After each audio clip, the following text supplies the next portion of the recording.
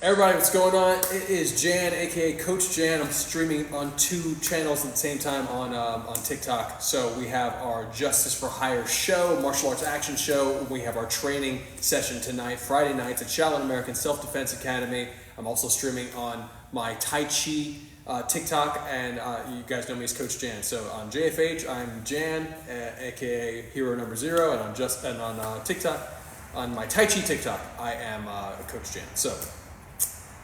Boxing, tonight, combinations. Autumn, who's over here, she asked me earlier, she wanted to do, learn a little bit more about how to do combinations, how to put combinations together. And I recommend before you start thinking about how to put combinations together, to feel confident in your structure per punch that you may choose to make a combination with. So what that means is structural alignment, meaning from knuckles to elbows to the rest of your body, so that you, when you make contact, that you are reinforced and moving the pressure through the body into the ground. That's 1. 2 is breath work, coordinated, and visualization. 3, same time, breath work, visualization, body mechanic, all working in coordination to achieve the goal, whatever your goal may be with a particular movement, and in this case it's boxing. So we're going to do that tonight. We're going to pick some simple combinations. We're going to go into these combinations. They're simple, but they're going to give you some challenge. If you're going to give Autumn some challenge, she's going to be pulling up her bag soon in the back. But of course, we're always going to start with Tai Chi because that's what we do. And if you notice that I'm a little more direct tonight than usual on the Friday nights, that's because I'm fasting. I'm doing my 36-hour fast. I always do these 36-hour fasts every 2 weeks because you get like a 400% boost in naturally produced human growth hormone. So it always helps me really dig into the focus of my day, of the work that I'm doing. And if you don't know what we're doing for Justice for Hire is a show that we're making as a global community, meaning that anybody and everybody can join the cast of this show. And believe me, that is absolutely insane. It is absolutely insane what we're doing, and it's so cool because I'm here in Hollywood right now, and so many people, even today, I'm on a shoot today, and with a dear friend of mine who is a fairly well-known actor, and he's in the show with us, but he still doesn't even get the idea of like, well, why are we allowing people who don't necessarily act and they're not professionals, etc., to be in the show? Like, I don't get that. Whether it's actors or directors or producers or executives, I talk to people all the time that give me pushback on this idea of, hey, we can all do things together. And the bottom line is that the reality of folks who are at the top of their game in any particular way, or trying to get to the top of their game, let's say they're in the industry, but they're not necessarily at the top of their game. There's a lot of ego that goes into saying that I'm good and these other people, they're not pros, so they shouldn't be where I am. And I've paid my dues, quote unquote, and all sorts of stuff. That's all nonsense to me. And from being one of the best push hands players in the world in my sport, in Tai Chi push hands, I could say that achievement, having 3 Tai Chi World Cup titles, has given me access to some of the best in the world of various disciplines. And the best in the world all talk to each other. There's a lot of people, you get to a certain level and they all talk to each other and they're all still searching. So in my experience, people that are searching that are on top and the people who are trying to figure out how to get to this quote unquote top position, they're all searching. And everyone has immense value, and to a certain extent, if someone does their thing their way, the best that they can do it, then they're a genius in their thing. And I honestly believe that everyone actually is a genius. It just needs to be activated. So that is why we are a big part of the why of why I'm doing the show this way, where anybody can join the cast right from their phone, and our technology that we built in my company Real World helps you essentially treat your story like a franchise. So build your own franchise, come and bring your character to our show, meet other people around the country and around the world that are doing this with us. That's Autumn. She's in the cast too. She's AK Wonder. JusticeForHire.app is how you join the show. The TikTok cameras mirror everything, but that says Justice for Hire. So JusticeForHire.app is how you actually join the show. But you can watch it on TikTok. You can watch it on YouTube. YouTube is where we put everything. TikTok is where we went viral, and then our Instagram is a very intimate community. But a lot of stuff coming. I've been cutting a major Justice for Hire video for days, for weeks actually. Like, wasn't it like 9 weeks already? It's been a long time. So, and it's major. Trust me, it's really gonna change everything for our community. So check it out. That's part of what we were shooting today. So just getting some pickup shots for that. So with that said, we do these events around the country for Justice for Hire, where people come in and they may not know anything about martial arts or action choreography, and they learn how to position themselves, how to breathe, how to move, to actually be able to shoot a scene the same day, like an action scene, based on how they move. And that whole principle comes from Tai Chi for me, because I'm not the most flexible person in the world. I grew up with both of my parents training martial arts. I grew up around their masters in Chinatown, in New York. So I was always surrounded by martial arts, but I wasn't pushed when I was a child to really stretch. So I'm not as flexible as I would like to be. But that limitation has shown me, like, wow, just because I'm not as flexible as folks who've been exposed to it since childhood as well, that have been training since childhood in a different way than I have, doesn't mean that I'm limited. It just means I have to think differently. And if you learn how to think differently to get to your goal, then you can always get to your goal. You can always change and customize based on you. And so Tai Chi for me is really about optimization of your body, mind, spirit, of a single person, and being able to adapt whatever the techniques are to that person. And that's why when we do our show, Justice for Hire, it's so easy for me to work with anybody. It doesn't matter if they've never done martial arts, or if they have some form of disability, or it doesn't matter. Everyone is able to do their thing, and that's where the genius comes in. So today, and every single Friday that we do this, and pretty much obviously if you watch my Tai Chi stuff, you notice that I always do this, we always start with the core breath work and visualization exercises from Qigong, and Tai Chi is a subset of Qigong. So we're going to do some right now, and then we're going to get into some training. Autumn's going to go for some really interesting boxing combinations, like I said earlier, and it's going to be great. So let's all start with our feet shoulder width apart and parallel. Shift your weight. The second you do that, the second you widen the stance, shift your weight to the heels. And we'll start making adjustments here in the core momentarily. So shifting the weight to the heels, more specifically the center of each heel. You don't want to put yourself so much on your heels that your toes go up. You don't want to do that. So you want to just shift the weight back to the center of each heel. And now we have 2 points that we're concerned about, center of each heel. We're going to add a third point. That's going to be top of the head. I'm going to grab my hair to make believe I have a string lifting me from the top of my head. You don't need to do that. Just imagine a string lifting you from the top of the head. I just want to give you a visualization here. So there's something lifting me from the top of my head.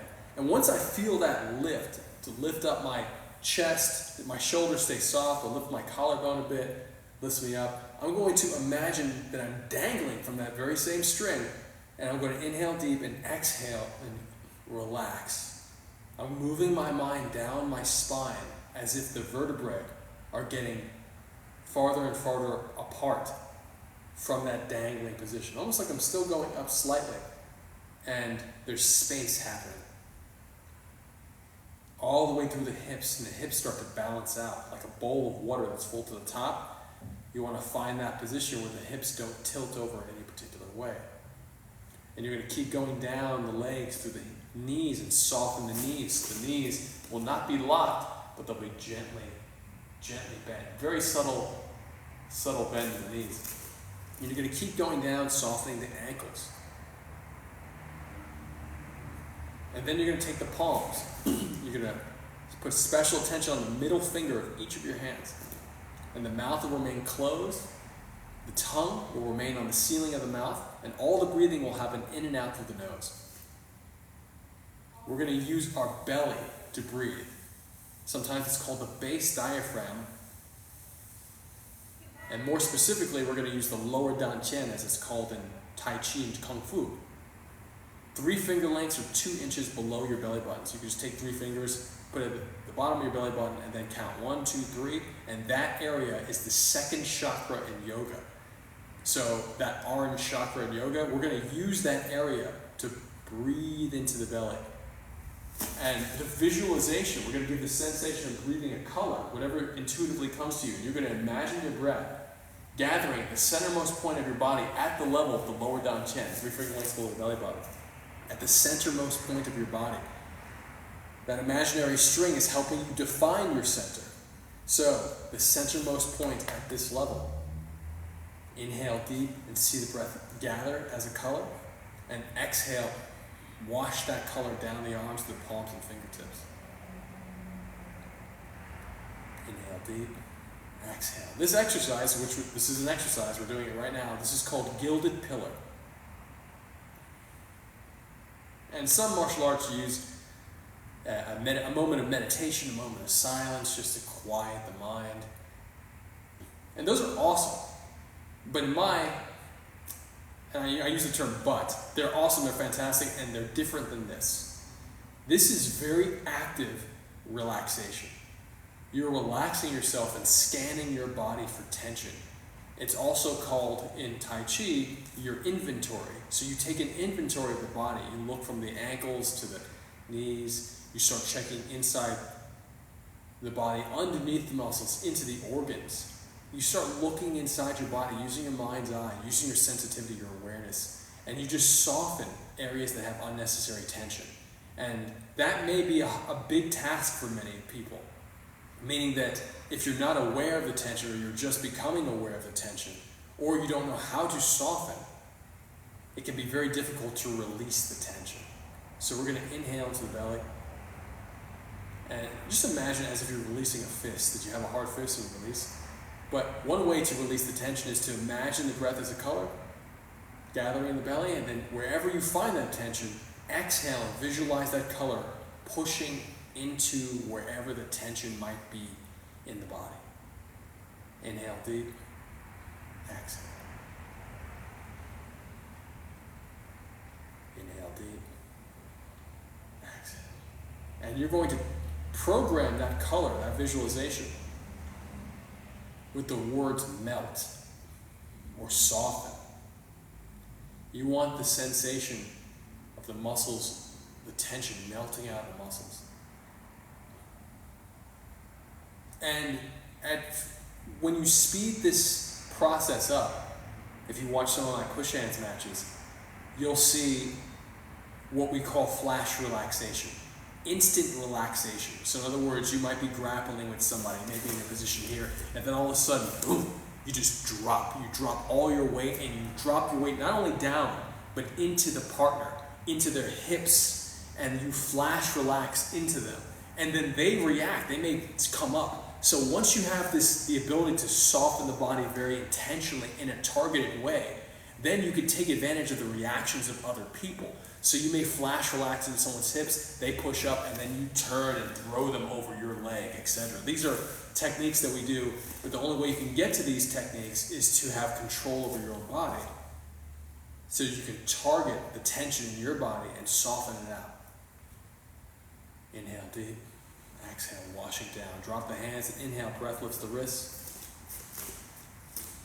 Exhale, wash the color through the palms and the fingertips. Inhale, interlace the fingers, exhaling down, soften the knees, bend them, inhaling up, straighten the knees, stretching out of the hips onto your toes. So on my toes, my heels are off the ground, stretching out of the shoulders, looking up, and exhale.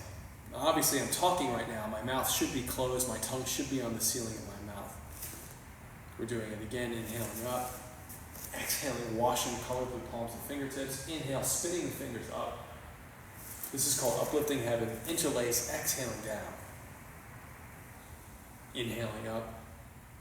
Stretching out of the hips onto the toes. Seeing the color in the belly that helps it keep you grounded, keeps your center of gravity down.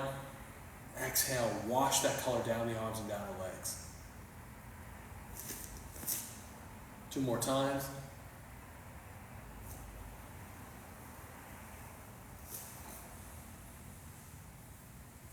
As you exhale, you should feel like a sun, rays of light shooting down the arms and legs. That's what you want to visualize.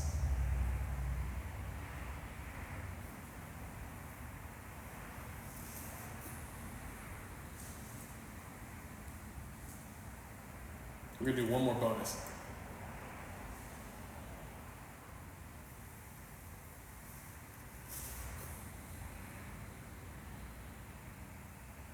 There are many variations. My bonus actually did a body mechanic adjustment, and we'll talk about that another time, but I dropped my shoulder blades in a different way, lifted my collarbone in a different way. There's all these variations for this stuff, and we're going to sink and sit now into a half horse stance. Full horse stance, you would drop, get your thighs parallel to the ground.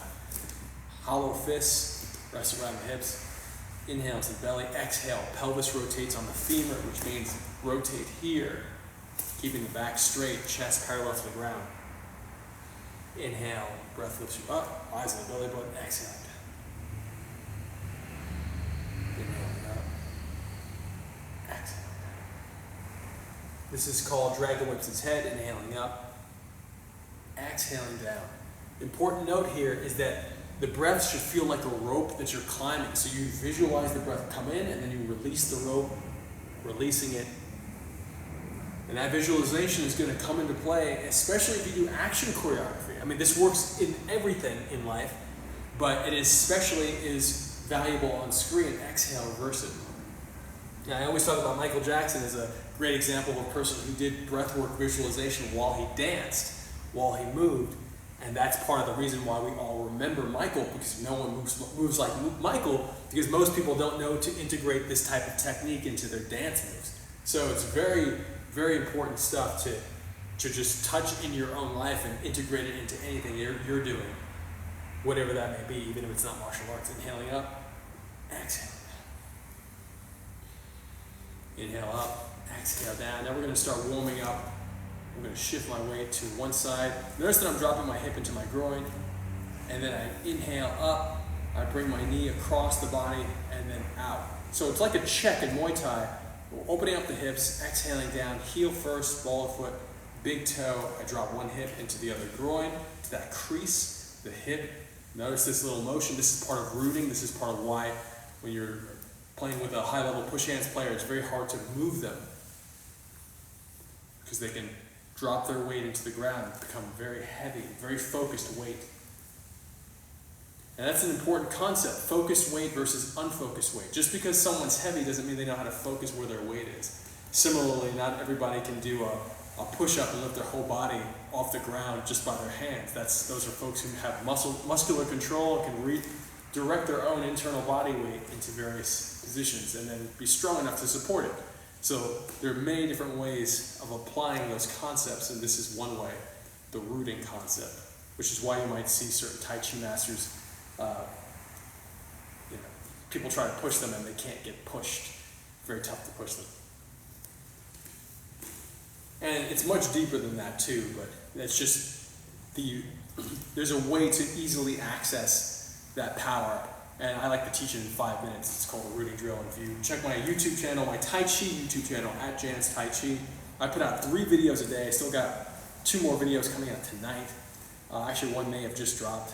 And you'll find a lot of, just search rooting drills, and I show beginners in 5 minutes stuff that masters, Chinese martial arts masters Tai Chi masters used to keep away from the Western students for many years. So I like to show it immediately, because sharing is important so that we can all elevate the art together. Exhaling down.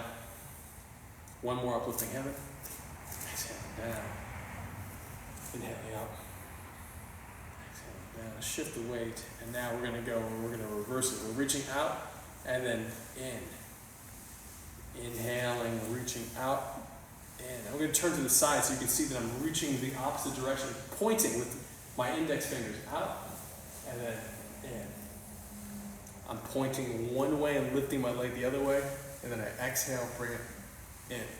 I'm deviating from my center line, going opposite ways, and then exhale, everything coming back to the center. Obviously, this is not just us opening our hips here, but this is similar to the Muay Thai side knee technique, where we want to hit the kidneys, ribs on the side. So we're pulling the head, jerking the head, boom, and bringing the knee to the body. So, but we're breaking it down even more. We're getting super focused with just our fingertips. Because imagine if you used your whole hand, but didn't focus your whole hand.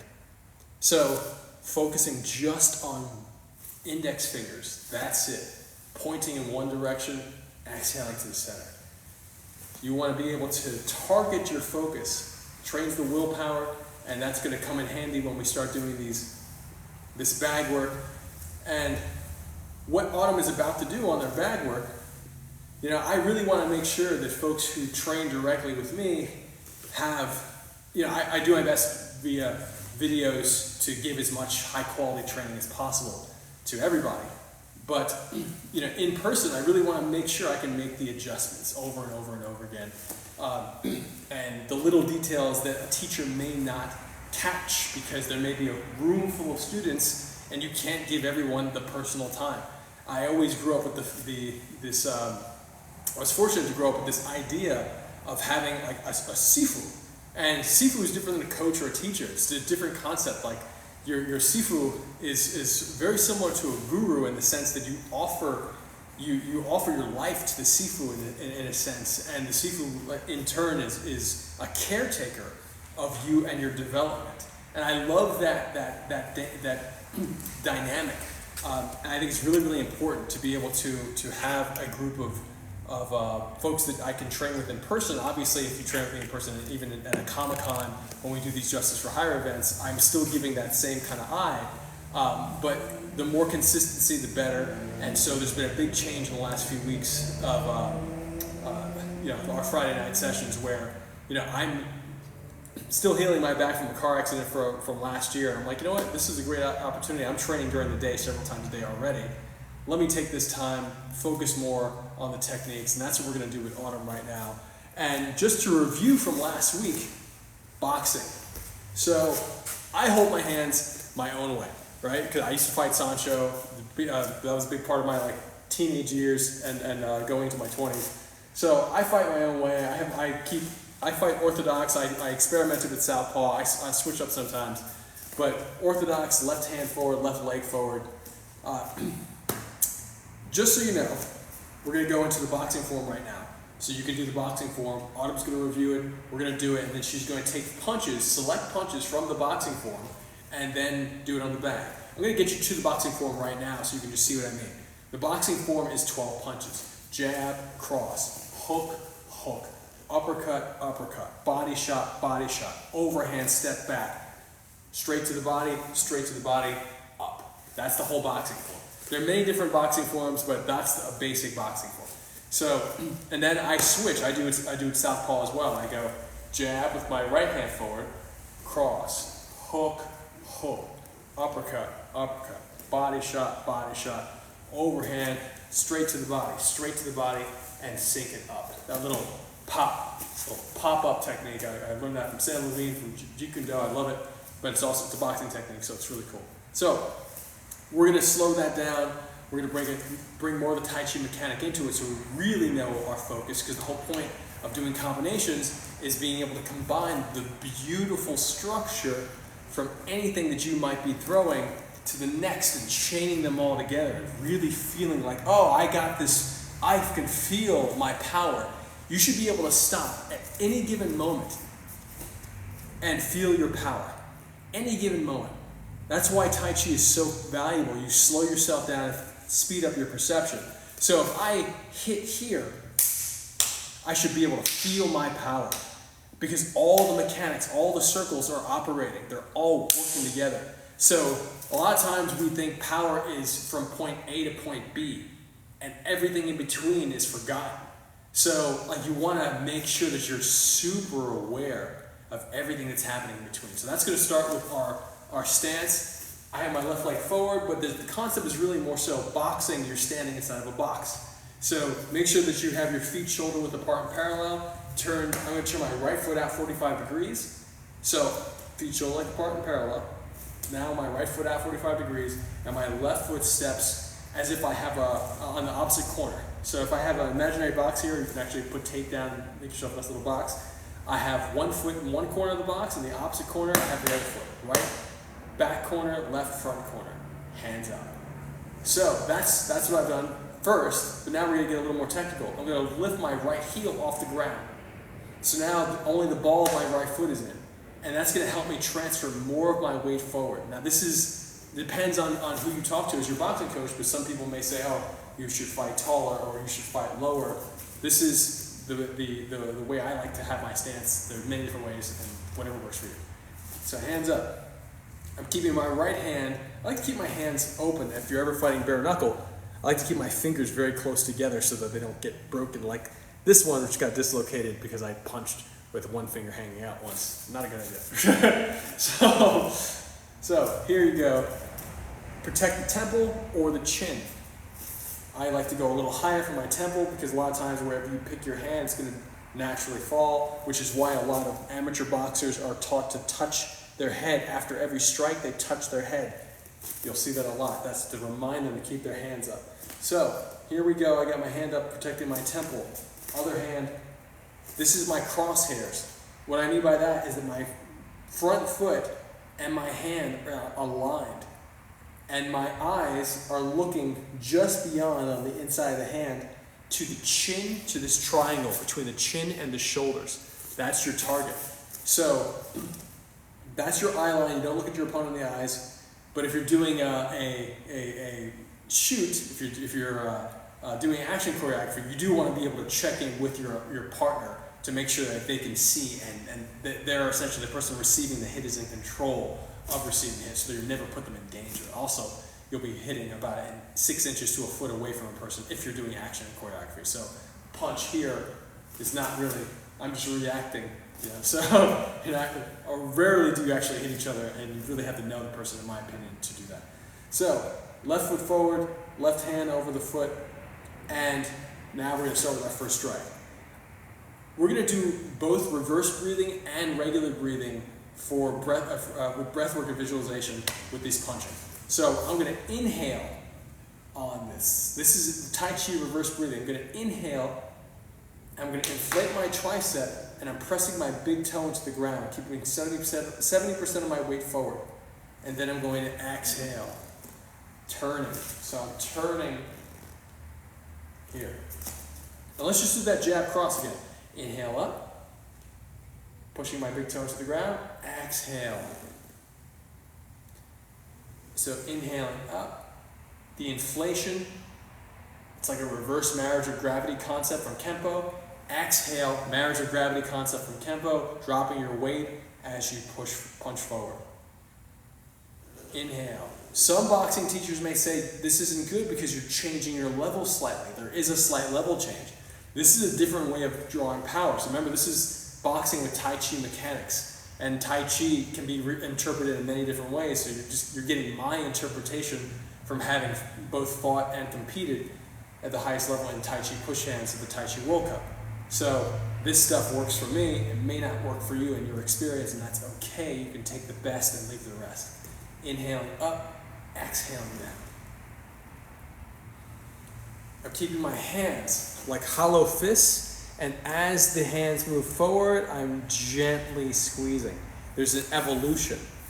When you're doing it faster, some people say only squeeze just before impact, and I think that's a great concept as well. Again, whatever works for you, but because we want to really work the idea of the evolution of a technique, I want you to feel the evolution of the punch. Another way to think about this jab, the inflation of the tricep here, is like pouring tea. Think about pouring tea. So, pouring tea, and then throw your punch. Pouring tea. That makes my jab, this pouring tea motion makes my jab very hard. And before I learned this, I didn't really know how to get my jab harder. And it was the body mechanic that was holding me back. I was doing very traditional boxing body mechanics, and I just didn't have enough power the way I was throwing it. So this helped me a lot. Again, for my body type, for my experience, the way I move, it's really great. So that was jab, cross. Now we're going to add jab, cross. Now we're going to add a hook.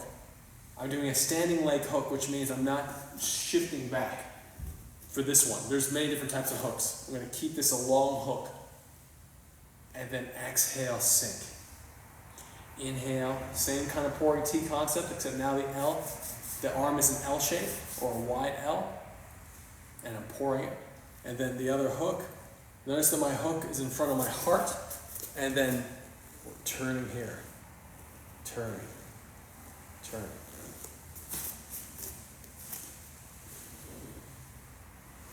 Inhale up, exhale down. Inhale up, exhale down. Notice the other hand is always guarding, and it's always relaxing. So you don't want to have the yin and yang hands. Sometimes one may think that yang means hard, but this hand, this is just, we're going into the shape. I'm relaxing into both shapes, doing my best to minimize tension and maximize my efficiency. Now we're going to do uppercuts. Inhale up, exhale down. Inhale up, exhale down. Inhale up. Is it left hand first? Or? Yep, everything we're doing is left first, up to, you'll see when the change happens. Inhale up, exhale down. Inhale up,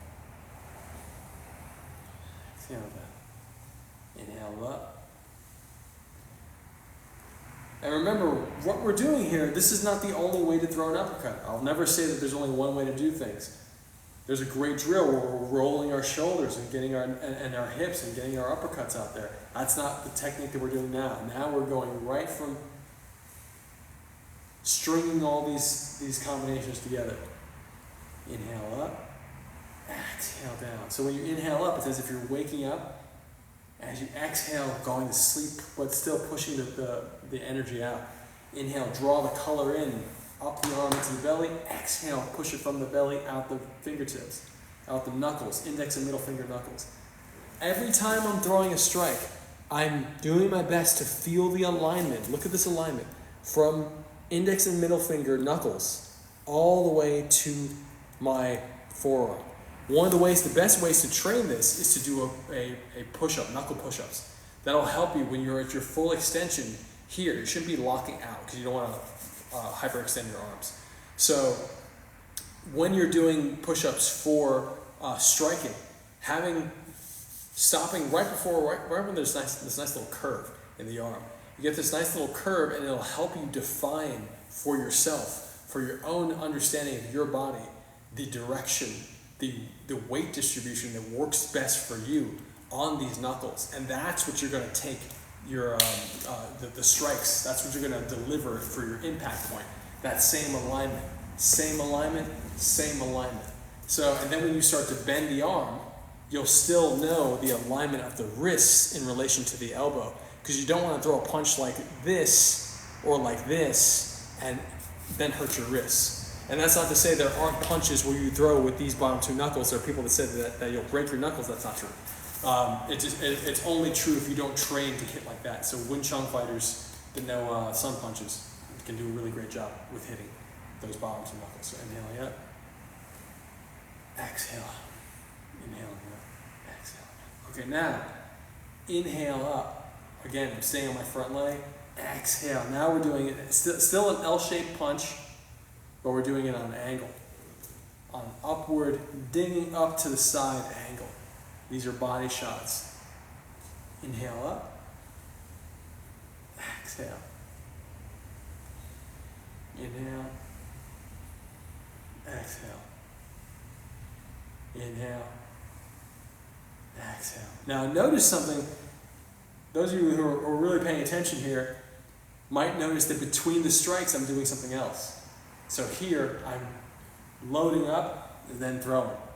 Loading up and then throwing. Loading up and then throwing. So I'm loading. While I'm loading, notice I'm protecting. I'm dropping my arm, protecting my rib, and then I'm throwing. I'm dropping my arm, protecting my rib, and throwing. And there's breath work here. So if I'm going to do the inhalation, I might inhale a little bit more before I do the exhalation. And then I'll exhale a little bit more before I do the inhalation.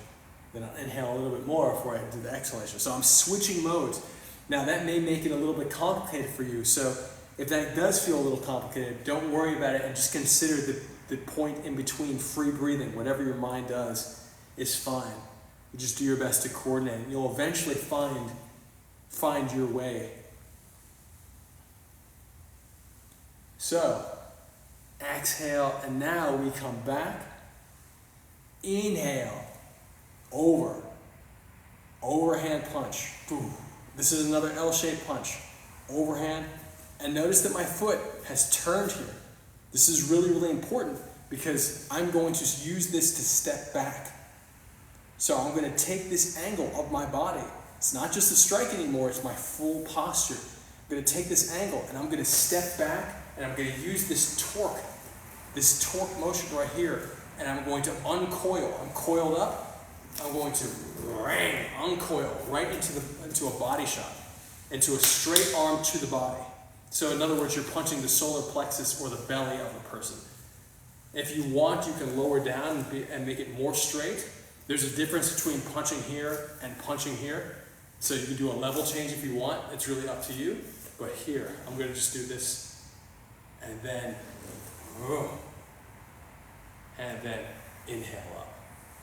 For that last part, I often do an inhalation, and then I'll do a 2-stage exhalation. Exhale stage 1, exhale stage 2, inhale up. So it changes up. Again, that's me. I like it a lot. Inhale, overhand. Really feel the heel spin out.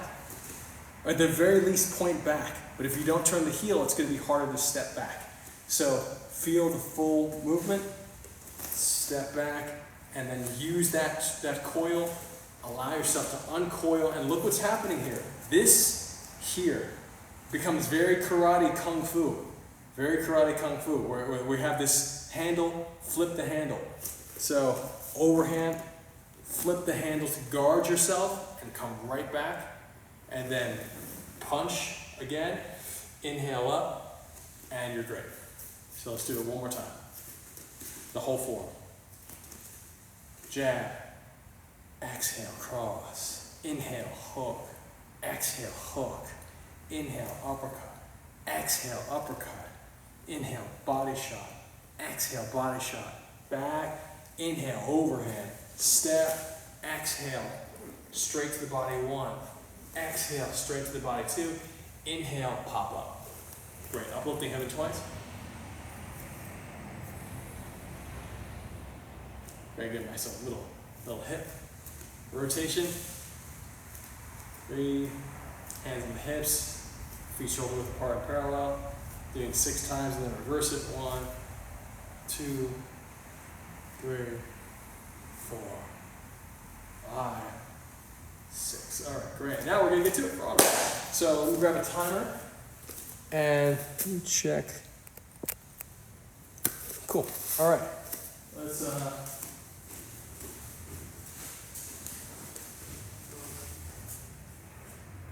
let's see the timer here with you. All right, so we don't have the timer. It's gonna be totally fine. No, we need a timer. I know. It's gonna be totally fine. There it is, up there. Oh, perfect.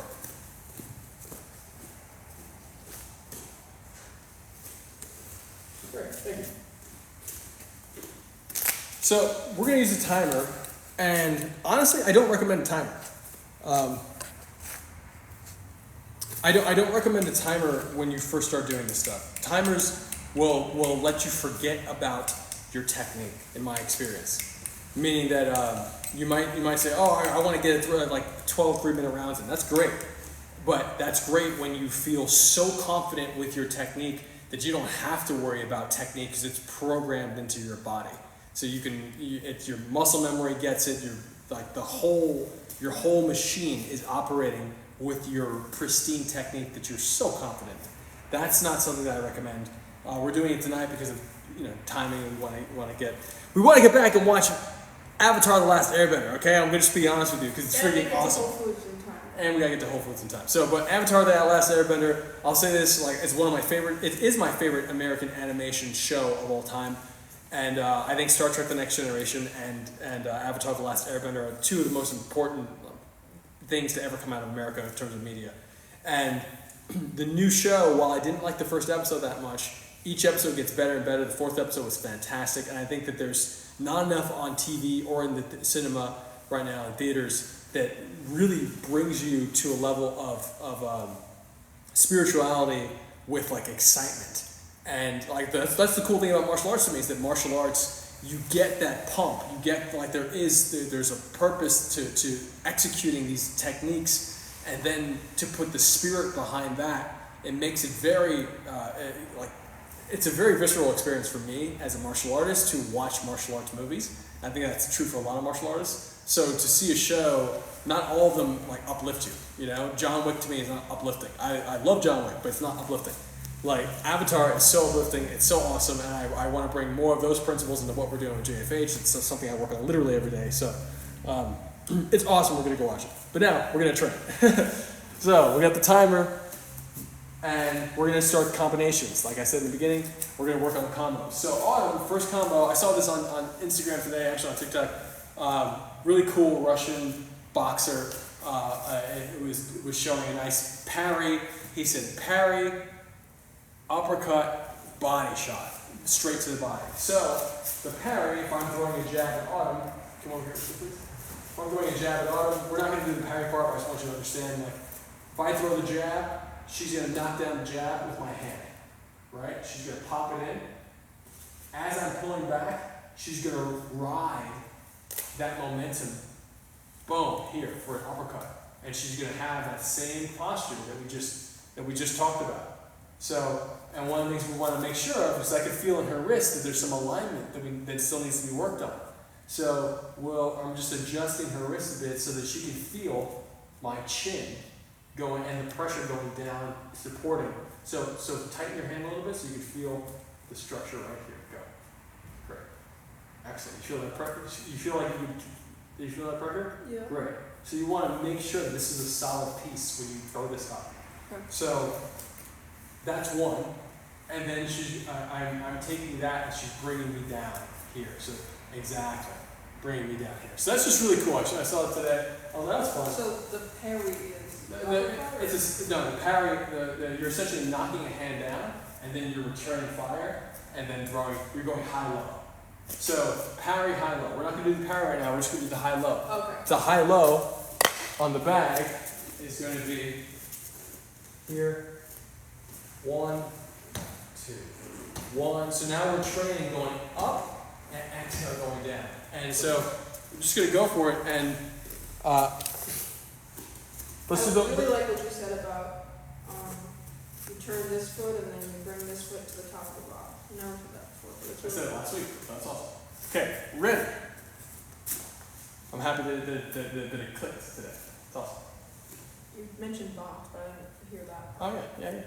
I remember saying it last week. I remember thinking about it last week. I'm like, I need to say that more. All right, guys, look at this. 3, 2, ready, Autumn? And go. And take your time, too. Take your time. First minute, just take your time getting the posture.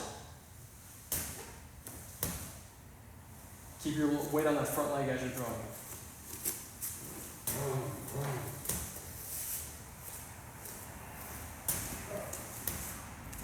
Keep your weight on the front leg. Cool.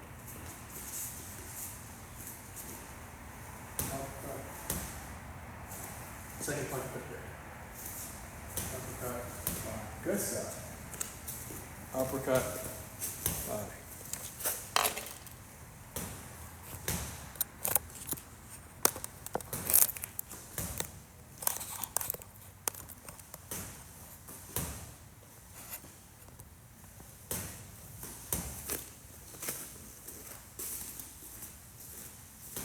Inhaling, exhale. Inhaling, exhale. Pause. Soften the shoulder, push the shoulder blade through, push through the bag. Good. Turn the hip. Good. Bring your posture up a little bit more. Great. Awesome. Good. Up.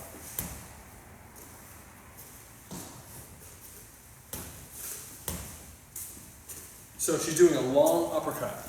It's a long uppercut. It's not the pop, little pop here. It's a boom. Let's reach out. Boom. And that's why I love that combination that I saw earlier today, because I'm just like, oh wow, pop, just go under. I mean, obviously, like I've seen that before, but it was just really nicely shot, and it was really nice. It was like really slick. I've seen this guy a lot. I keep forgetting his name, but pretty slick guy. Oh.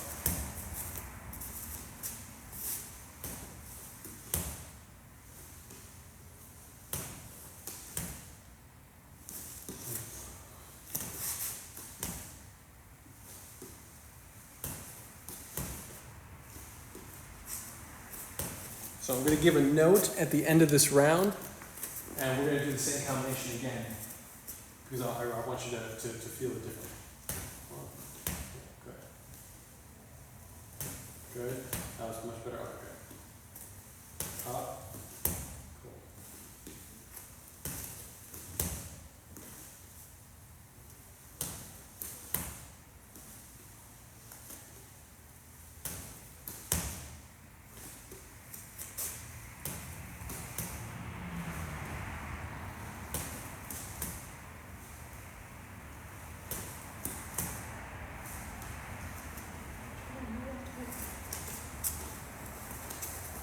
10 seconds.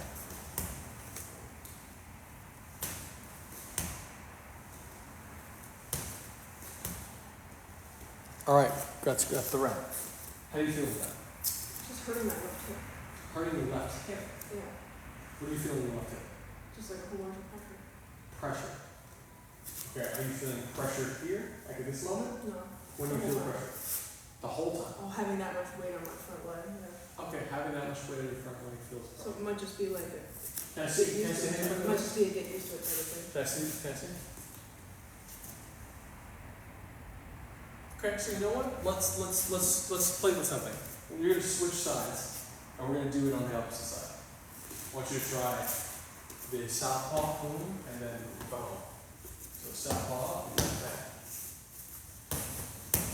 You're gonna do southpaw, which is due to your right hand. So right uppercut, left straight to the body. Yeah. So let's cool. And my note, we still have 5 seconds. My note is feel yourself come forward and down before you, almost like a little wind up before you throw that up. It'll Both punches or just the uppercut? Just the uppercut. Okay. Yeah. Good.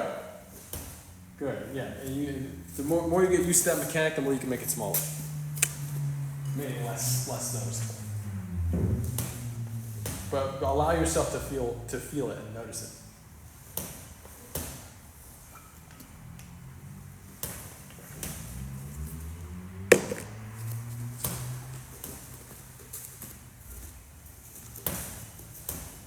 Where you going?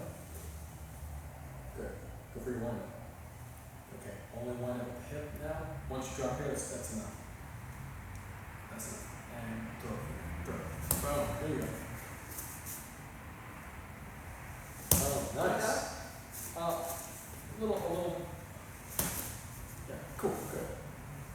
And back. Good.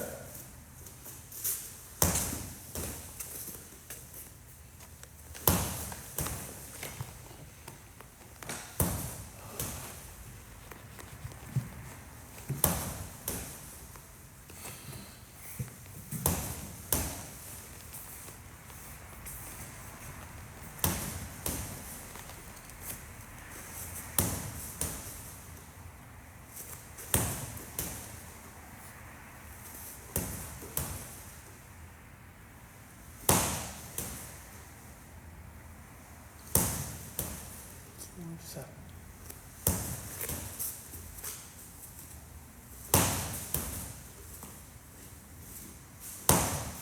Okay, I want you to punch under my arm, under and up. Good stuff. I want you to hit here, but go under my arm. Go. Good. Good. Now you're gonna punch under this hand, like for the second punch. Yep. 1, 2. Good stuff. Good stuff. Awesome.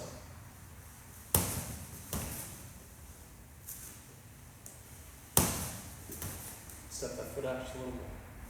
Great. Go for it.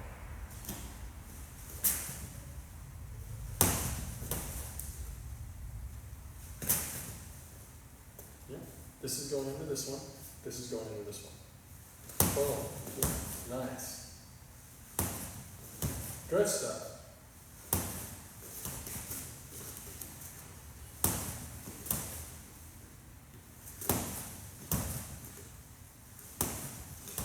Good stuff.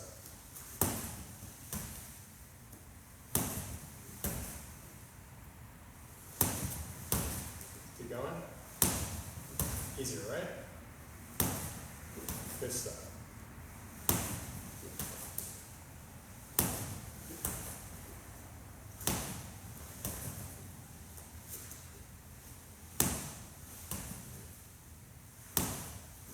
Good. Keep going.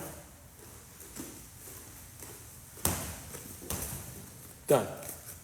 Uplifting habit. How'd that feel in there? I think my hips are just really sore still, and so. Okay. I don't think it's I don't think it's an issue. I think it's just like my hips are sore. Okay. So. Okay. How'd that feel? Because like I still feel good mobility. It's just like I feel like an achiness. How did the combination feel? Good.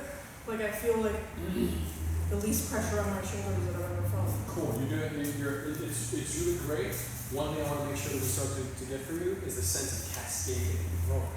So like to really feel all the muscles coming, to really feel all of it going out in one direction. So what I mean by that is that your second punch, that second punch is kind of you're staying back here, your power is staying back here, but the hands going out.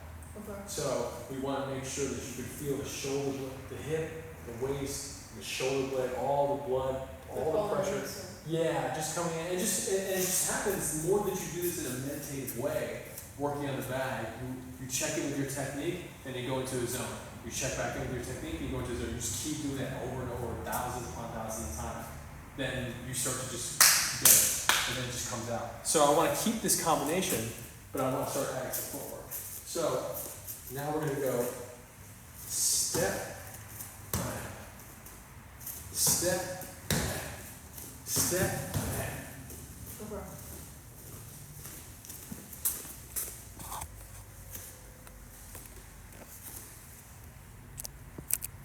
If my phone's low, you might want to say goodbye to them. Yep. Justice for Hire, folks. Saying bye to you. You can find this video on the JFH and on my TikTok, Jan Tai Chi TikTok. But justiceforhire.app. Join Justice for Hire from justiceforhire.app. Be part of the show, or you can just watch it on TikTok and YouTube and Instagram at Justice for Hire. Love you. And we'll be back next week with more good training. But we're going to stay on my Tai Chi for now. Should I start now? And I'll repost it on both channels, on my YouTubes. Love you. Yeah, let's go for it. And guys, if you ever have a thought, question, or idea, please feel free to ask. I always say that. I'm always happy to make videos if you have a thought, question, or idea on any of this stuff to clarify. So, and I always repost, as I was just saying, I always repost these videos on my Tai Chi channel. And for Justice for Hire, since this is a Justice for Hire training video, I'll post it on there too.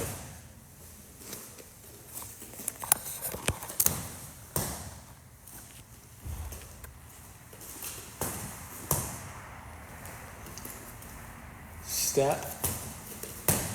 Cool. With the left. So just step left and punch. Step.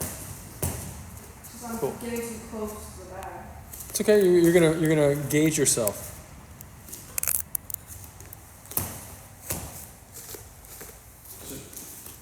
Check this out. Let's make the step your wind up. Okay. So your step is your wind up. Punch. Punch. Okay. Good. Great. Step, wind up, punch, punch. Good stuff. That's great. Good stuff. Good.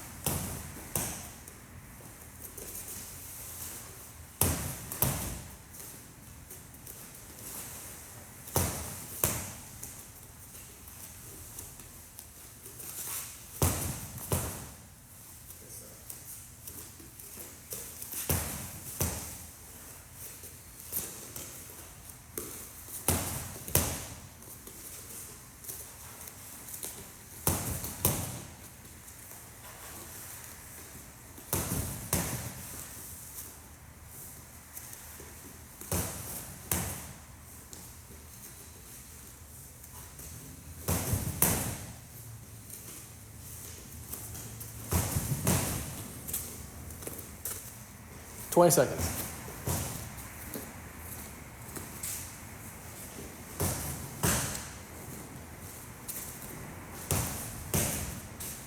Lower on the second punch. 5 seconds. 4 seconds. 3 seconds. That's not how seconds work. Okay, you're done. What? That's not how seconds work. So, really nice. We're going to switch up the direction now. We're going to switch up the side. And you can go the opposite side. And then we're just going to keep working this combination. So, the whole time. Because you want to feel really good at So, right now we're going to switch legs and we're going to go up, down, in the opposite direction. So you're going to step, wind up, down. And just take a moment, take another uplifting heaven.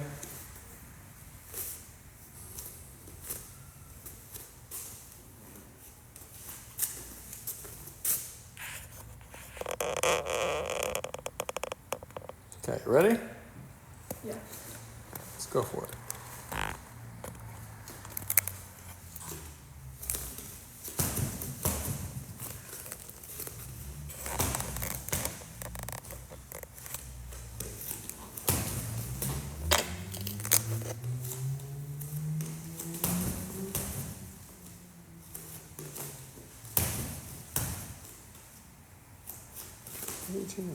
Oh, okay.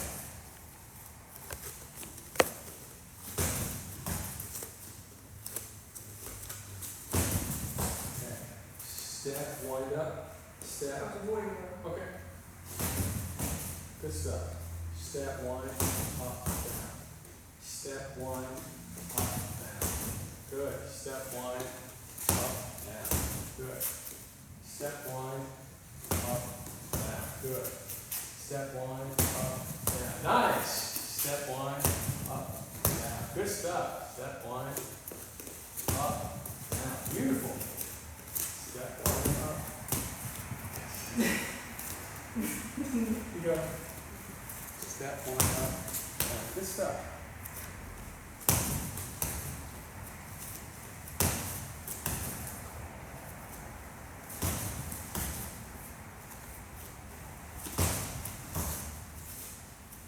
Concept I want you to try right now.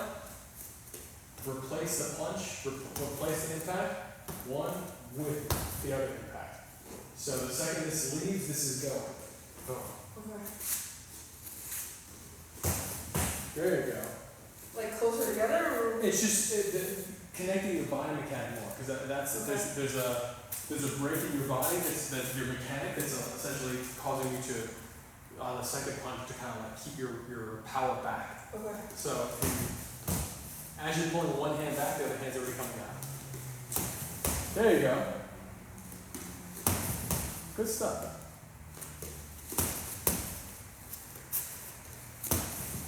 Good.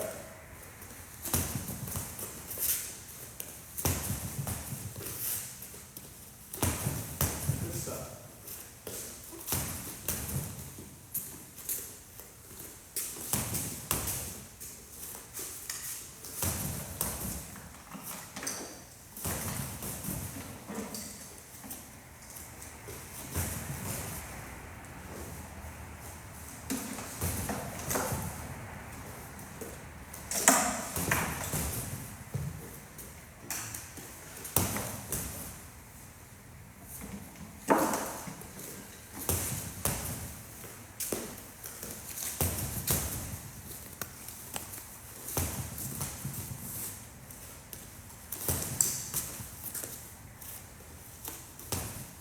Okay, good. Good stuff. Great. So now, I'll put the header.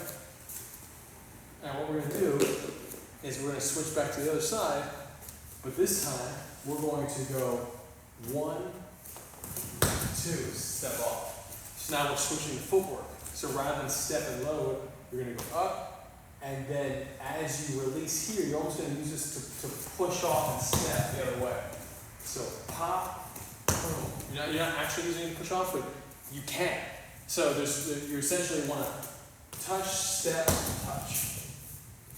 Okay. Step. I'll have to test it out to figure Yeah, out. so, and this is part of what makes your movement graceful, is being able to know all the variations for the footwork, so that when you make a choice, it's very intentional. So it's like, okay, cool, I know how to do a step. Cool, I know how to step, do this, but I also know how to boom, step. And so it's going to make it's going to just connect you to your body that much more. That makes sense. Okay, ready? Yeah. Go for it.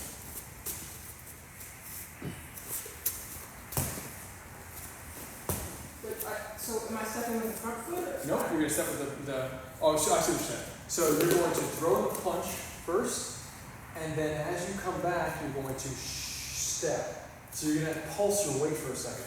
Here, pulse back to step, and step 45 degrees. Left. Boom, perfect. It's great.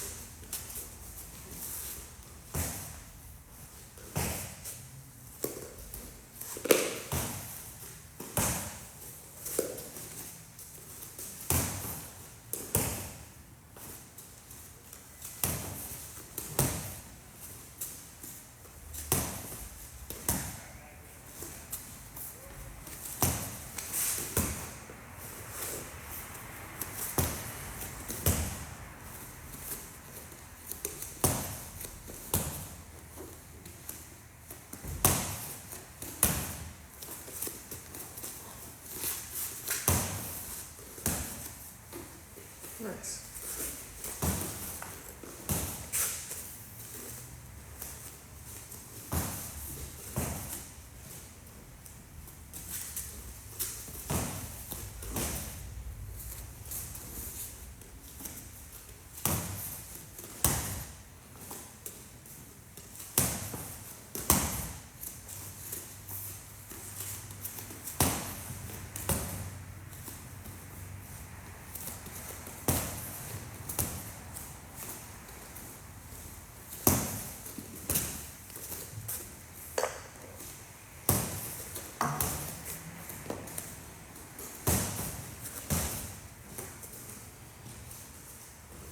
"40 seconds.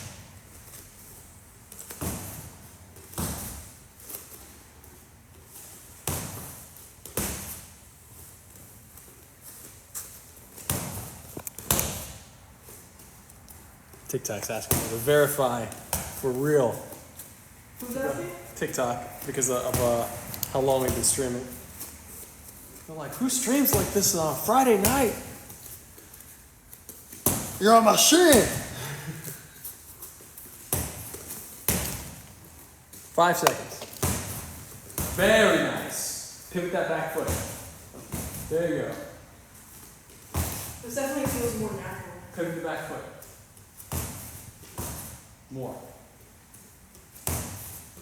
There you go. This kind of hurt my toes. Yeah, you also like spun on your other foot too. Up with the head. So remember, up. Pivot the toes. Okay. That was great. So now we're going to do it on the other side. And then after that, we'll do a freestyle round and we're done. That's not 12 rounds. Okay, we can do a free freestyle. I'm not super into the freestyle, honestly, but Okay, cool. Then we don't do a freestyle round. I'll make it more exciting for you.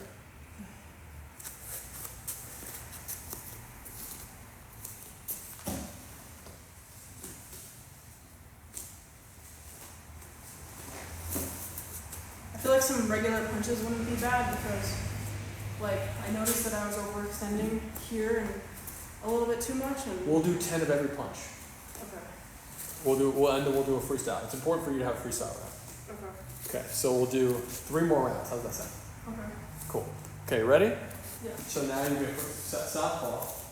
You're going to lower with punch, step, and you're going to go that way.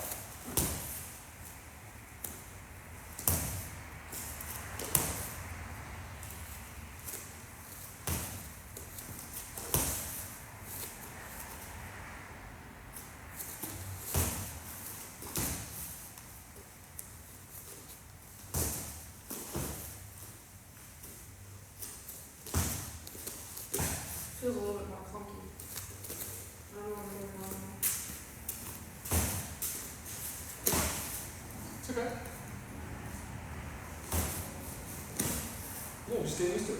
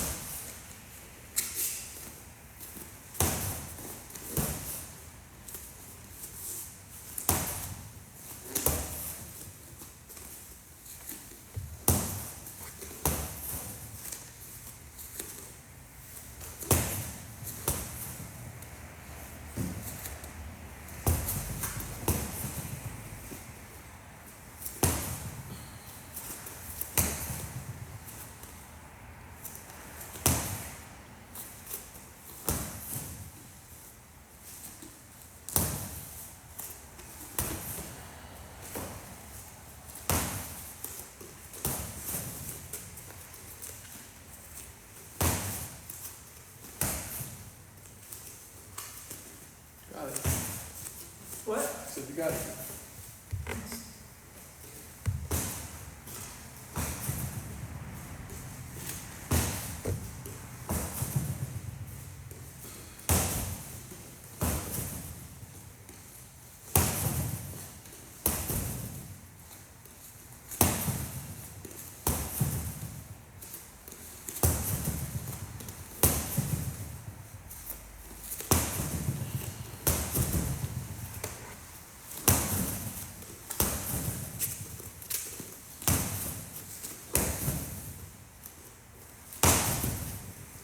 Good stuff.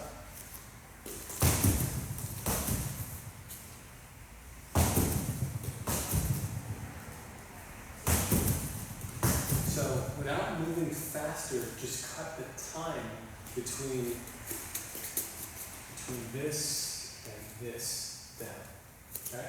So you're not muscularly, from a musculature standpoint, moving faster. You're not like throwing more weight.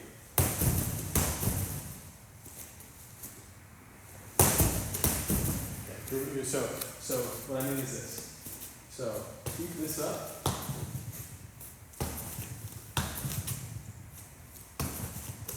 So now I'm going to just take the time out.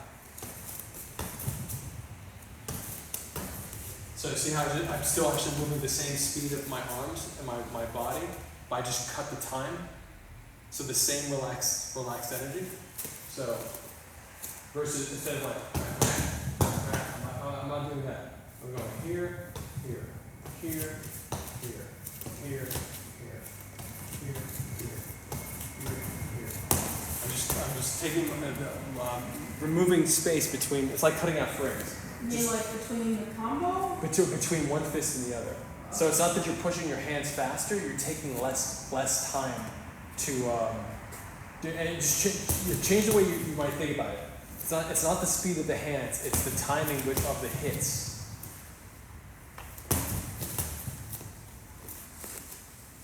So So I got my face like beautifully beaten in a really loving, wonderful way by a pro boxer, and I was. Yeah, keep going, keep going. I was telling a little story. So like I got my face beaten in a little bit, just a little bit. He's like a really nice guy, and I went to go train with him. My buddy James Moore-Milley, and who you might know from like One Republic. Like he's the one who discovered that group, and we were training with him and Freddie Prinze Jr. We're all in a boxing ring. This is like I don't know, like, it's 7 years ago or something like that. And I think it's an Irish last name, but anyway, great guy. And he did this amazing thing because I was using some push hands techniques in the boxing ring, which are technically illegal for the sport of boxing. So I'm frustrating him, the pro boxer, because I'm doing certain types of tie-ups that I would just do regularly in my push hands. So I'm like, let me back up on that. And the second I backed up on that, he came with his game. His game was like, he changed. He didn't move faster. But all of a sudden, he was on top of me, and like one hit to the next hit in my face,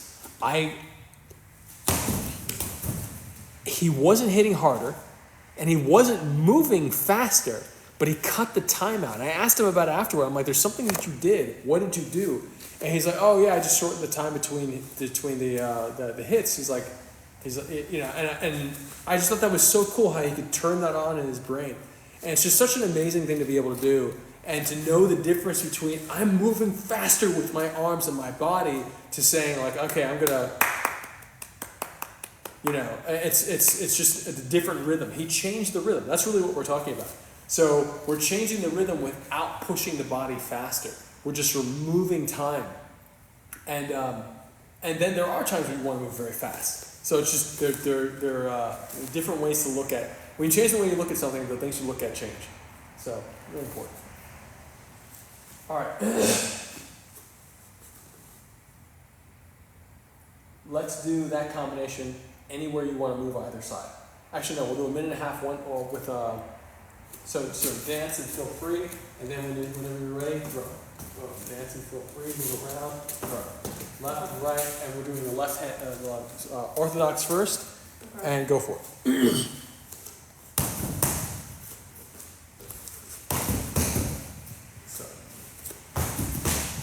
Don't only move one way. Do like play like you're really playing. Yeah. Which means being even more intentional with your footwork too. So that means like, okay, I'm not going to cross my feet because that's unintentional. You're not intentionally crossing your feet. So keep your stepping inside the box. Anywhere you step inside the box. So you're still keeping your feet on those corners, stepping inside the box, and then you throw the combination when you're ready.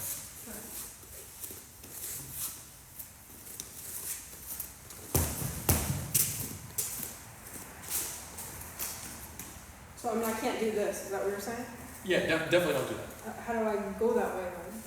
Okay, cool. So this is another thing we'll start working on, which is to go left, you push off the right. To go right, you push off the left. To go left, you push off the right and step. To go right, you push off the left and step. There you go. Great. And you're always stepping back into the box.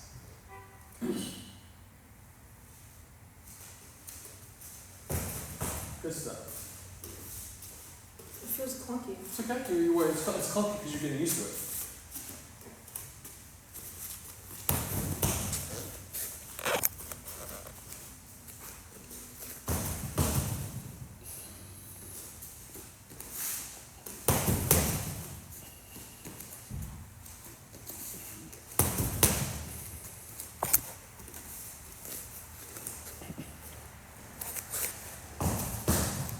And shout out to someone who wanted to join the stream like right when I started. I think they tried twice, and I'll just say it again. Like I don't really. It's never worked out for me to have somebody join a stream. Not that I don't want that. It's just never worked out for me. So, and that means that like oftentimes it becomes like a distraction for the people training that are actually like training, and folks aren't necessarily asking questions. So I'm open to it. But when we do a dedicated training like this on a Friday night, my intention is to make sure that people make sure that the intention is followed through with, rather than. Can you because it's that whole stepping thing that kind of messed me up. That I feel like I'm moving forward. Sure. Step however you feel good. Okay. Well, we'll clean up. So we have to clean up Autumn's footwork because, she has to do footwork drills. So that's something we'll do another day. We'll do footwork drills. Footwork drills are super important, and just being able to know, you know, how to step so that you don't get like trip over your own feet is really important.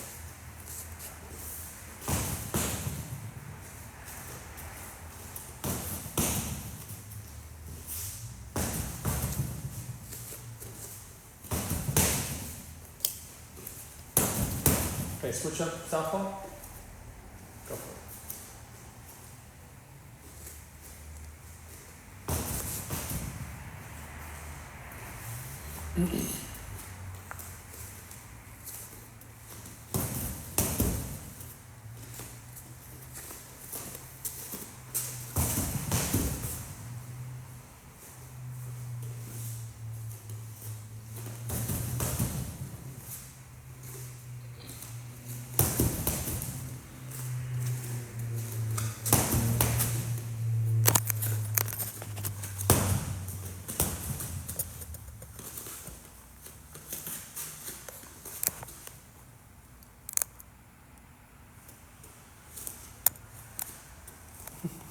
Okay. All right. So now we're going to do a freestyle round. Take a moment, rest. You should. I think that. How do I put this?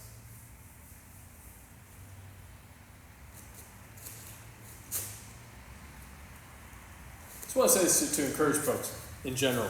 Like wherever you are with your training, just allow yourself to be there and feel good about even if you're learning, let's say, analyze whatever you're learning, however you're doing something. Slow yourself down and speed up your perception, when I say that, I mean get more data from a moment. If you're stepping and you feel uncomfortable for whatever reason, start to ask yourself, well, what makes you feel comfortable versus what makes you feel uncomfortable? And then we can start talking about this, or you can start asking questions not only to me, but to whoever you might be training with, and get a little bit more clarity. Because it's okay to not know what to do, and if you don't know what to do what you know to do. So in other words, if you're not sure, should I step like this, or should I step like this? Only work on the thing that, let's say, you worked on in the class that day. Like for us, this training session, we've worked on very specific footwork. So if you feel lost, only work on that footwork. And that's going to give you more experience in that thing, and rather than training your body to make the wrong movement. So if you're unsure and you haven't learned something yet, because there's always another level, there's always something that you may not know, it's okay. Like just leave it for now, stay where you are, get really good at that, and then ask questions when you have the opportunity. So I just highly recommend that, so you don't ever feel like you're, get imposter syndrome while you're training. Like that's the last thing you want. The last thing you want to do is feel like, oh, okay, I'm not really sure what I'm doing, and I don't feel confident. I'm losing my confidence because I'm not doing something that I know what I'm doing. That's okay. Don't do it. So, and so the next thing is, if you want, why don't you do 10 of each punch? Jab, and inhalation, cross, just 10 of each. Just inhale my own saliva.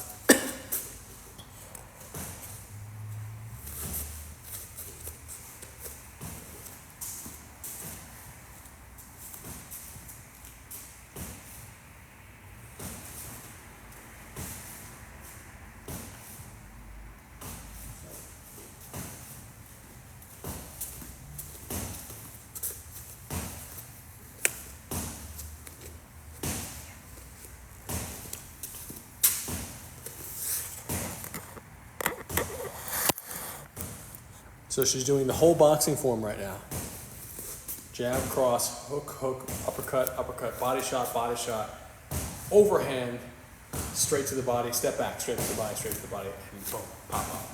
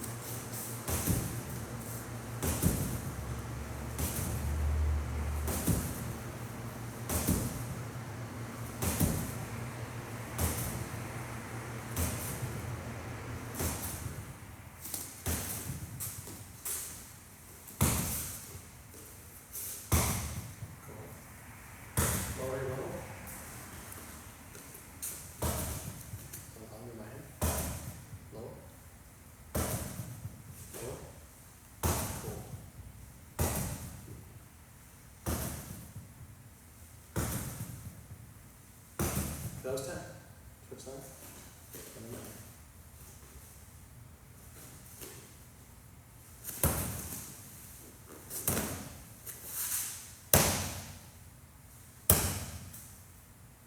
So use the whole body.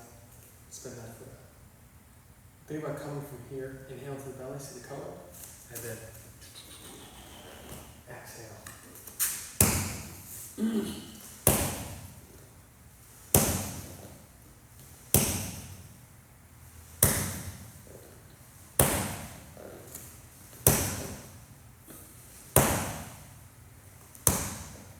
It's 10. And then step back.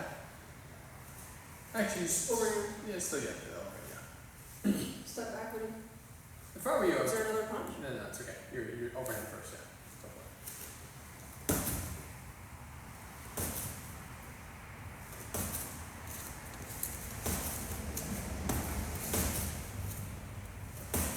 Good. Good stuff. Before you step back, try that left overhand.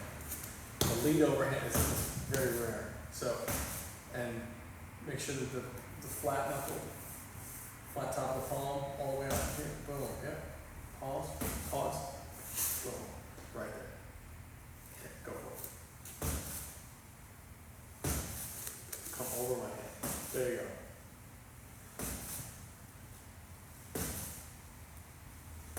Good.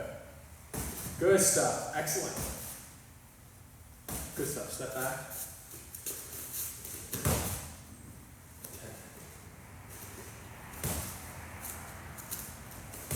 Closer, a little closer to your back.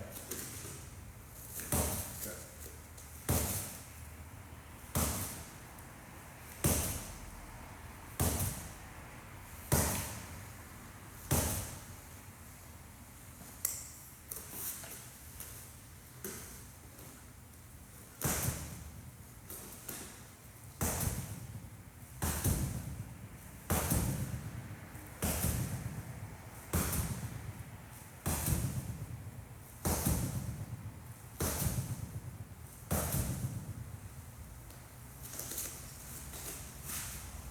Nice. Okay, cool. And up at the end. And then final round. Just go and go in.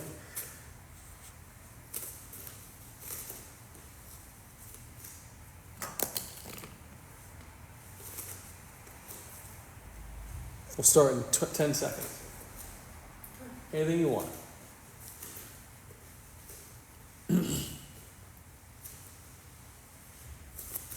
And for this round, we'll go.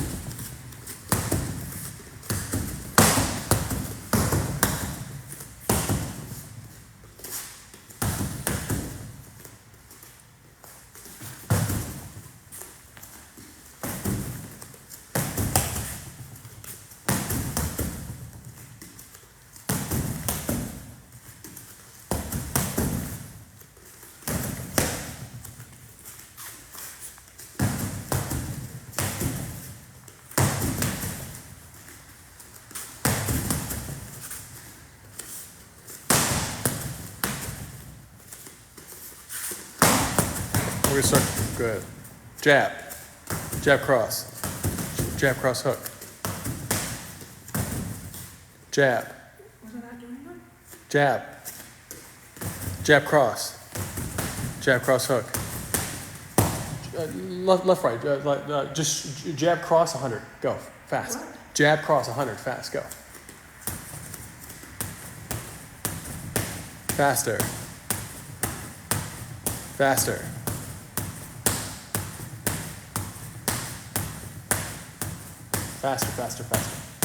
I kind You of got have it? good technique, Jen. You good? Good. Faster. Now I'm saying faster.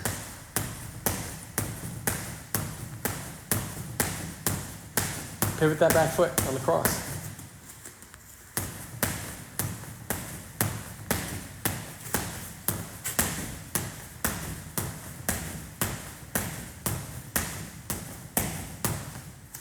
Keep going.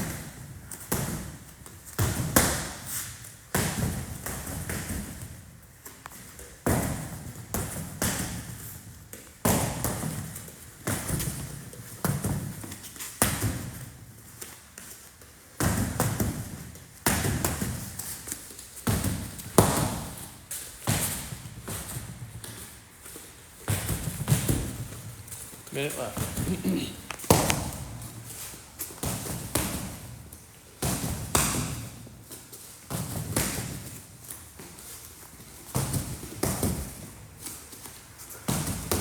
Hundred body shots, lower your level. Go for it. Do 50 on one leg, 50 on the other leg. Go for it. Matter of fact, widen your legs, almost like a horse stance. Get in front of it. And I want you to shift side to side. Hit the body shot and roll it around. What do you mean roll? Roll where you're hitting around.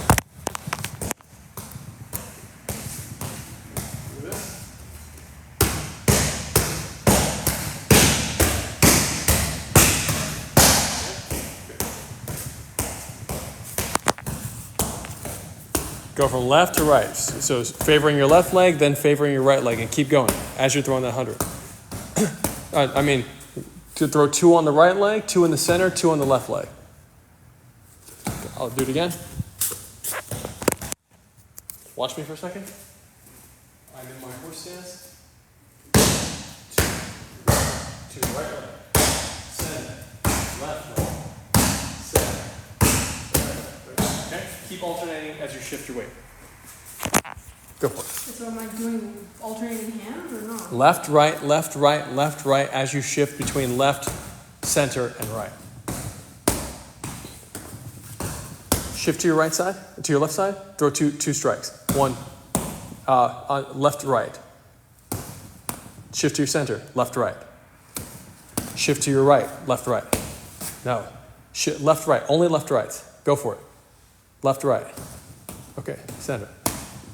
Good, I don't exactly. understand how I'm supposed to hit left on this side. Reach, and this is exactly what I'm talking about. This is part of how you're going to get your body to contort, to throw the shots at odd angles. So here I am. 1, 2, 3, 4, 5, 6, 7. You're not going all the way over. 10, 11. Whatever I'm doing, mimic it. Go for it.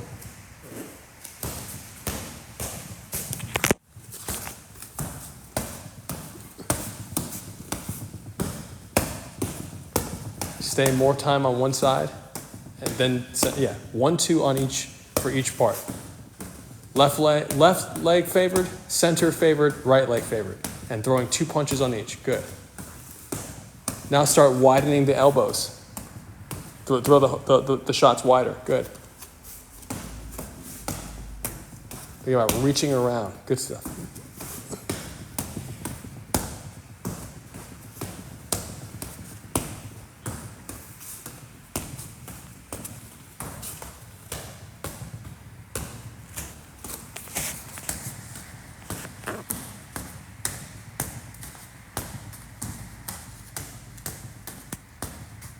Okay, so while you're doing that, think about how you can integrate your legs into it. Not just squatting, but actually pivoting your feet to throw power. Keep going. And if your punch isn't connecting, like make an adjustment. Every punch should connect. Go for it. Widen the punches.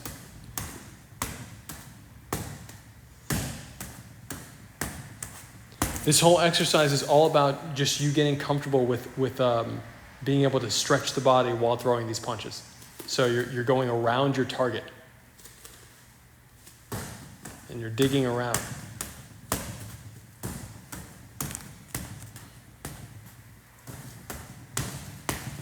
Okay, finish strong. Anything you want. Go for it. 10 of anything you want. Go.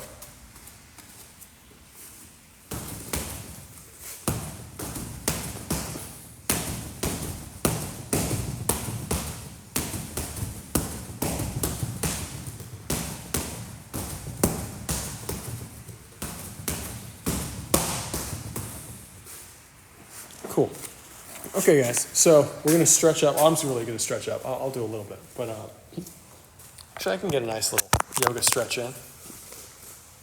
So 2 uplifting heavens. So again, all this stuff.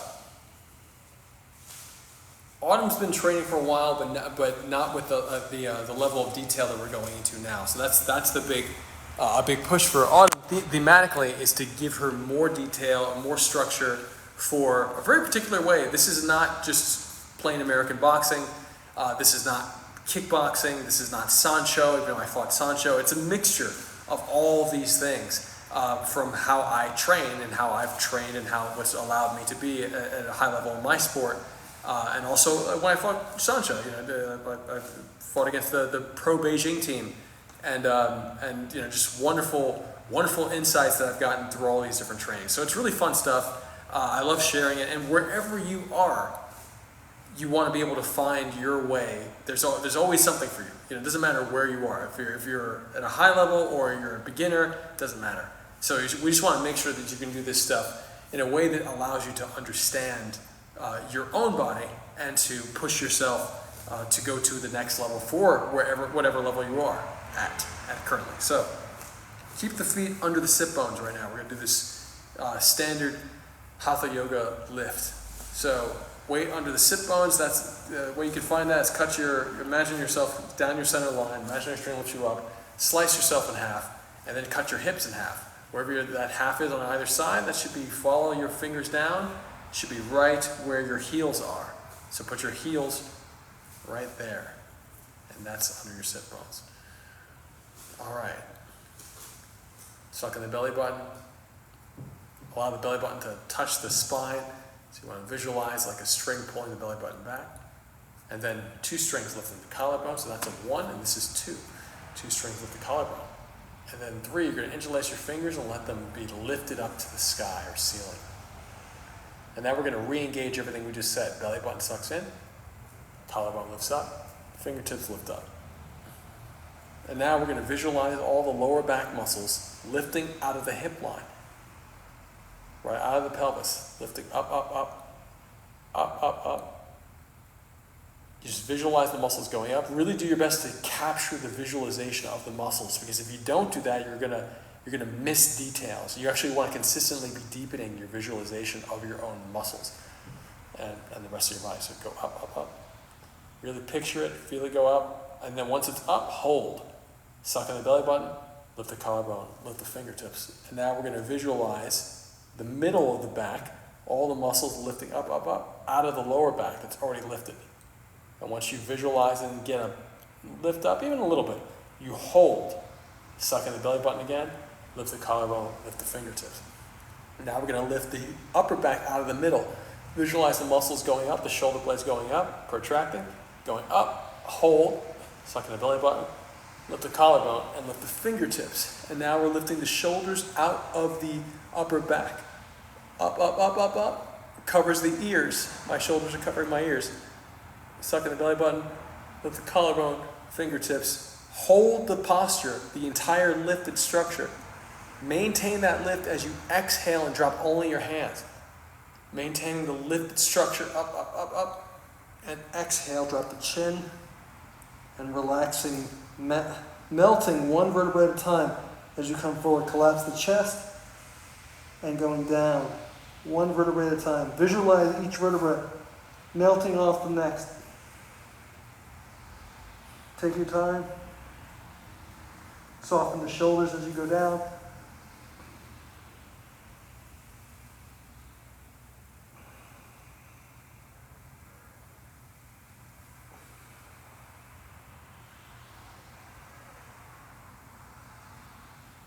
You can fold your arms and hang. I'm not going to do that. I'm going to come right back up, suck in the belly button, come right back up. One vertebra at a time, inhaling as I come up. Suck in the belly button. Activate the abdominal muscles to help you rebuild the structure of the spine. Coming up, up, up. Up, up. Up, up, up. It's a wonderful little stretch. It's actually one of the most important mechanics, that sucking in the belly button, which helps to release the muscles around the spine open them up so that you can actually extend the spine upward. Really, really powerful, important stuff. A lot of people will bend forward, know how to bend back, but not know how to lift and extend upward. And it's very similar to the concepts that I talk about from Tai Chi called extending through the curve or reaching through the curve. So I might be in a grappling position and I might be inhaling and reaching around my partner, but not reaching to reach around their back, but just extend myself to create more surface area that they're experiencing, which allows me to make more decisions because I've extended my body into them and they're a little bit more confused because before I may have been tighter and then I open up and then I go tighter again. And I do it on a rhythm, I do it strategically because there are all these different moves you can set up. It's really fun stuff. Autumn is over here stretching down here. I'm going to join her.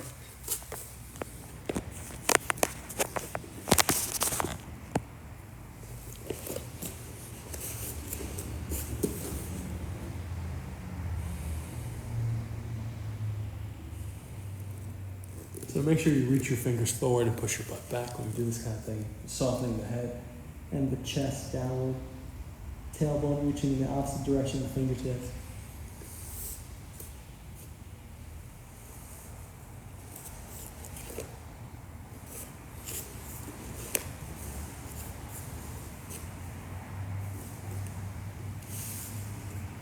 I'm actually just going to hang out over here, opening my legs up and just chilling like this. Elbows framed there.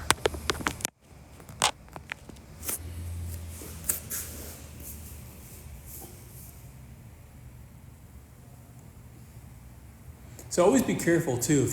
First of all, if you don't stretch, you haven't finished your training. So like if Autumn did all that stuff and didn't stretch, then she would essentially be setting herself up for failure because eventually the body just gives out because you haven't balanced it out.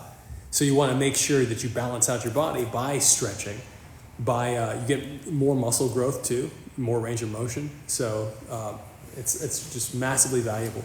But you don't want to stretch cold. So I haven't moved a lot. So stretching cold you can injure yourself. And that's just not something that I'm interested in. That's something that I think you are either. So really important to just allow yourself the time to warm up and then to stretch. Autumn over here is doing a really nice stretch, putting her heel above her knee as she lays back and to stretch. Really, really nice stretch here. I'll go a little higher so you can see the technique here. Switching over on the other side. Sliding up and then dropping, relaxing, exhaling into the knee downward. Notice that she's softening in the groin here, allowing the stretch to happen here. Really, really nice.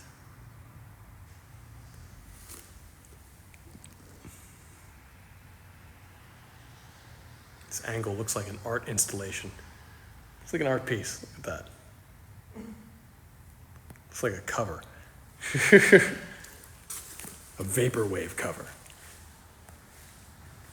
Actually kind of looks like, if you haven't heard Little Bit from L-I-L Bit, B-I-T from Tara, and it's T-A-R-A.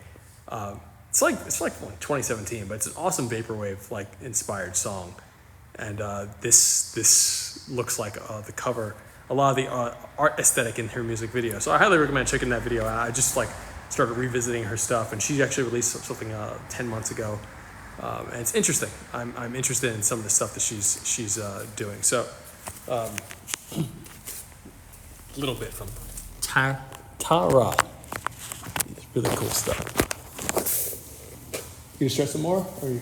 Yeah. Okay. Cool.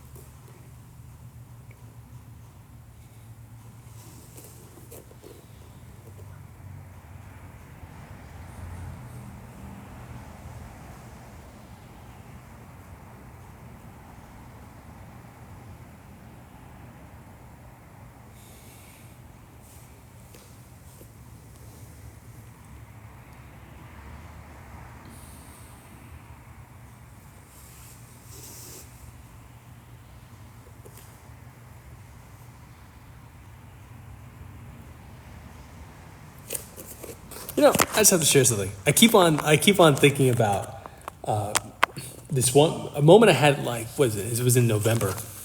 And in November, Autumn and I attended an event, and it was an event with Deepak Chopra. And it was at the United Nations, so it was actually our first time being UN delegates. So it was cool. We were representing not only like Justice for Hire and Real World, our company, but also my Tai Chi, the work I do there. And it's all really connected. Like the stuff the training that I do, what it gets put into Justice for Hire, the thinking behind our company Real World, which you can find on TikTok at REELWURLD, what we're doing there. It's all interconnected. Essentially, it's saying how can we use very particular principles to build characters, good human beings, and then scale that by like sharing it with as many people as possible. But I was one of the guys who like was helping organize it. I just remember him. I was at his place like the day before, or 2 days before, and I'll just give you the moral of the story here. The moral of the story is never talk bad about someone's teacher. And I think it's really important to, you know, if you've learned anything in your training, you know, ideally you've learned that if people have good intentions and we're all going toward the same destination, then arguing about form is actually nonsense. Meaning that, oh, karate's better than kung fu. That's dumb. That's a stupid conversation. Like, you know, like that's like saying one martial art is better than the other. Like the core of the spiritual journey that you can get on any of these arts, you can get them on all the arts, and so it's not necessarily the form. It's about the practitioner and the direction that we all want to go in by utilizing these arts. And if we want to get into the efficiency of arts, then it becomes more measurable. But at the end of the day, if you're doing it for your own enjoyment, then allow the person to enjoy and be a good person, right? So this teacher started talking about one of my like spiritual teachers. I grew up under a guru actually when I was a kid, and we share like some similarities with our he has a guru, I have a guru. So we share some similarities, but he was talking negative about my guru, and I was just like, because I know his guru, and I'm like, I know that his guru's principles are not to speak ill of another person's teacher, and so it was just it was a reminder that people that even when they're skating toward having relations with a high level, like this guy works with Deepak Chopra. Does not necessarily mean that they've actually absorbed the key principles. And the key principles are, don't speak bad about people. Don't speak ill of someone, especially unprovoked. Like there's no real, like he was just trying to reinforce like his belief. There's no value in me. Like I love his teacher. You know what I'm saying? So whether it's martial arts or religion or whatever, I just think it's really important to recognize that if it's religion, the core of all these religions is really love. So it's like aiming people toward love and to be a better human being. So like we can all agree on that. The core of a martial art is to develop character and character and strength. A part of that strength of being able to defend the things that you care about. That's all important stuff. So if we all care about that, like we can all enjoy them together and all uplift each other toward the goal of actually having a better world. So I just had to share that. It just kept on popping in my head during this training, and something that Autumn said about something on Jay. Someone released like an expose on Jay Shetty, and I'm just like, what are you talking about, man? Let's freaking leave the guy alone. He's doing so much good. I don't even listen to Jay Shetty like at all. I just like him. I'm like, okay, cool, you're doing a good job. Like, I think as long as people are here, that's why I'm saying watch Avatar: The Last Airbender. There's a lot of, as a hardcore fan of Avatar, or I don't want to call myself hardcore, as a fan who cares a lot about the Avatar cartoon show, there's things that I don't like. But that doesn't mean that I'm going to tear down the show when I know it's like good for people to watch. It's actually probably one of the better things you can enjoy on like television right now. So check it out on Netflix. It's free promo for them. Check out Justice for Hire. On justiceforhire.app, you can join be part of the show as a hero or a villain or a client that hires them. It's a huge project for me in my life, so I'd love for you to join. And I personally say hi to every single person that joins becomes part of the show, becomes part of the cast as a hero or villain or a client that hires them. Think of it as Uber for heroes, where you can hire a hero or become one and get paid. Concierge justice. So it's a fun cinematic universe that we're building as a community. And Jan's Tai Chi, at Jan's Tai Chi everywhere, but on YouTube I repost all of these videos. So there's thousands of hours of content on my YouTube. There's another video coming out in 2.5 hours, 2 hours and 39 minutes. So anyway, I love you guys. I'm Coach Jan, and we're going to finish up real quick with a visualization that we always do at the end of our training. And there's many different ways to interpret this visualization, and I think that we'll bridge it. We're going to inhale. We're going to visualize our bone marrow. So we're going to close the eyes, inhale white light. The breath, visualize your breath as white light. And then as we say the sound ah, we're actually creating a vibration. We're shaking our body by just making a sound. Every time we speak, we do it. We're creating a very particular frequency of sound, and we're going to visualize washing our bones, cleaning the inside of our bones. And what this is going to help you do is going to help you get a deeper level of awareness inside your body. So you're going to inhale deep and say,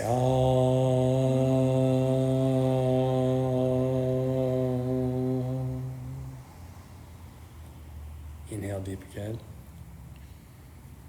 And this time, visualize this white light washing your organs, cleaning them, cleaning the skin, cleaning the hair, and even being bright enough to pop off your skin and create a nice glow.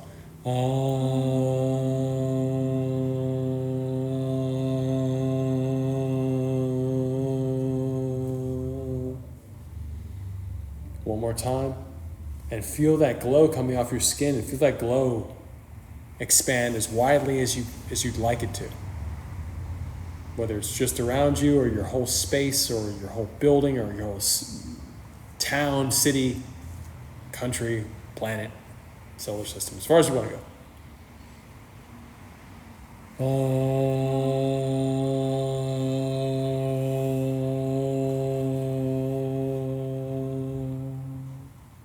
Have gratitude for the body, the space that you're in, your people in your life. And thank you guys so much. I'm Coach Jan, and if you're watching on Justice for Hire, I'm Jan, aka Hero Number 0.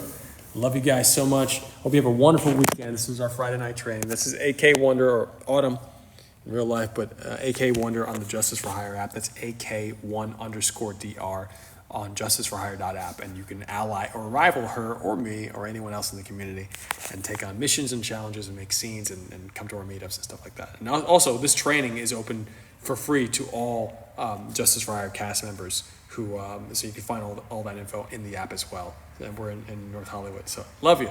Have a great night. I realize now